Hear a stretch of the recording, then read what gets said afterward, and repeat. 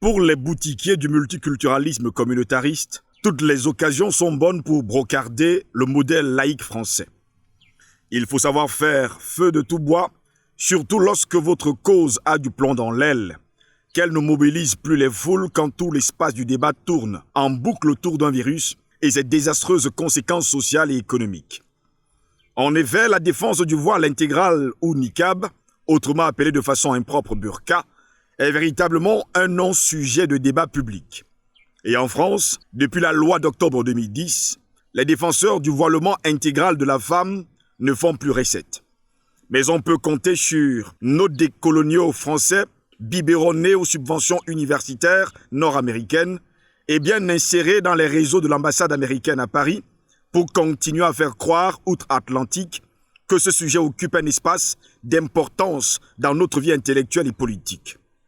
La presse bien pensante américaine ou canadienne aime leur donner la parole sans contradicteur. Dans ces colonnes, nos décoloniaux s'épanchent régulièrement sur leurs terribles conditions de racisés dans une France en proie à l'apartheid, le fameux racisme d'État, où la police tire sur les jeunes musulmans des ghettos et où les pharmacies ne disposent pas de sparadrap adaptés aux peaux foncées. Bref, à lire certains articles de presse du New York Times ou du Washington Post, en France, la vie des personnes racisées ressemble à celle des Noirs américains au temps de la ségrégation et du Ku Klux Klan.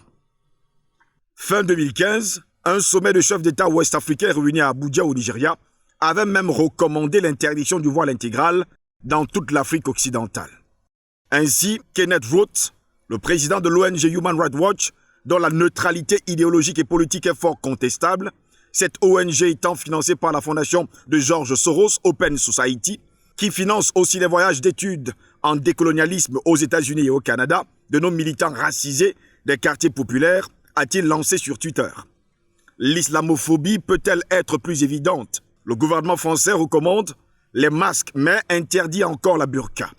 Ross renvoyait vers l'article d'un journaliste du Washington Post, James McAuley. Le tweet a eu son petit succès, bien davantage que l'article ignoré par les agitateurs des réseaux sociaux qui n'ont souvent pas le temps de lire en anglais un article et préfèrent relayer bruyamment un tweet de 100 caractères. Illustré par une photographie du président Emmanuel Macron portant un masque lors de son déplacement dans une école de Poissy, l'article est intitulé « La France préconise le port des masques pour contrer le coronavirus. Les burqas demeurent interdites ». Comme au Tchad, au Cameroun ou au Sénégal, serait-on tenté de répondre « Pays où vivent d'importantes populations musulmanes et qui ont prohibé, comme d'autres pays d'Europe, le port du voile islamique intégral ». Fin 2015, un sommet de chefs d'État ouest-africains réunis à Abuja au Nigeria avait même recommandé son interdiction dans toute l'Afrique occidentale. On aurait pu éclairer le journaliste et l'expert en droits de l'homme en leur rappelant que la loi de 2010 prévoit dans son article 2 que l'interdiction prévue à l'article 1er ne s'applique pas si la tenue est prescrite ou autorisée par des dispositions législatives et réglementaires et est justifiée par des raisons de santé ou des motifs professionnels ou si elle s'inscrit dans le cadre des pratiques sportives, de fêtes ou de manifestations artistiques ou traditionnelles. Il n'y a donc ni ironie, ni contradiction discriminatoire, pour le citer, à ce qu'en France, pendant la crise du Covid-19, on puisse recommander ou imposer le port d'un masque sanitaire tout en continuant d'interdire le voilement intégral de la femme. Les deux objets ne répondent pas aux mêmes objectifs. La santé publique pour l'un, la claustration de la femme pour l'autre. L'un a un rôle sanitaire de première importance, l'autre un rôle de contrôle social autoritaire incompatible avec nos principes et notre civilisation. Le premier protège d'une menace réelle, un virus, quand le second protège d'une menace fantasmée, à savoir les intentions sinon lubriques, du moins fort construites, depuis des siècles par des hommes d'un clan pour préserver leurs femmes des tentatives de rapt des hommes d'un autre clan. Vieilles habitudes d'un monde patriarcal où la femme n'est qu'un précieux objet domestique qu'on achète et qu'on peut aussi briser quand il ne sert plus. Il semble désormais n'y avoir plus que la gauche progressiste anglo-saxonne pour se faire encore l'écho de cette théorie fameuse. Si l'on passe les développements du journalisme qui relaient sagement les arguments alambiqués de quelques chercheurs racisés français qu'il a contactés, on ne peut que s'interroger sur la rigueur de la pensée d'un tel enquêteur. Comment peut-on sincèrement comparer un masque à vertu sanitaire dans le cadre de la régulation d'une épidémie et un masque à vertu religieuse visant à dissimuler de façon quasi complète le corps et le visage de la femme. Où est le progressisme émancipateur dont se taxe ce journaliste et ce président de Human Rights Watch, puisqu'il ne voit rien à redire au fait qu'on impose à une femme de se couvrir d'une bâche intégrale avec une simple fente pour distinguer le trottoir où elle marchera souvent chaperonnée. Ces communautaristes à la Trudeau, Ocasio-Cortez sont-ils indifférents au sens de la burqa, tenue imposée aux femmes par les États islamiques et les oulémas les plus rétrogradés au nom d'une pseudo-pureté, notion inventée par des hommes toujours soumis à leur instinct de possession de mâle alpha. Le piquant dans l'affaire est que ces décoloniaux et autres racisés, tout comme leurs turiféraires non racisés, se prétendent féministes pour mieux fustiger un patriarcat blanc qui n'existe plus que dans leurs songes. Ils trouvent en revanche au patriarcat islamique ou hindou toutes les excuses pour perpétuer son injustice envers les femmes qui le subissent jusqu'au cœur de métropole occidentale où vivent des populations immigrées.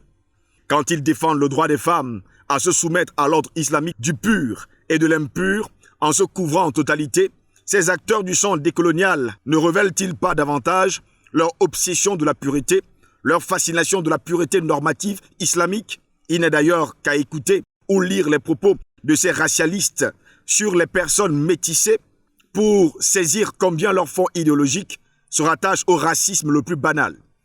L'assignation de l'individu à une identité, c'est-à-dire religieuse, ethno-raciale, et l'impossibilité qui lui est faite de s'affirmer hors de son groupe d'appartenance auquel il semble rattaché par des liens naturels indéfectibles. Pour eux, on est d'une race et point final. C'est ainsi que Barack Hussein Obama ne pouvait être qu'un président noir alors qu'il est métis, ayant d'ailleurs grandi exclusivement au sein de sa famille maternelle blanche. Gobineau n'est jamais loin quand on prend le temps de lire ou écouter des Normands Adjari ou Ouria Boutelja.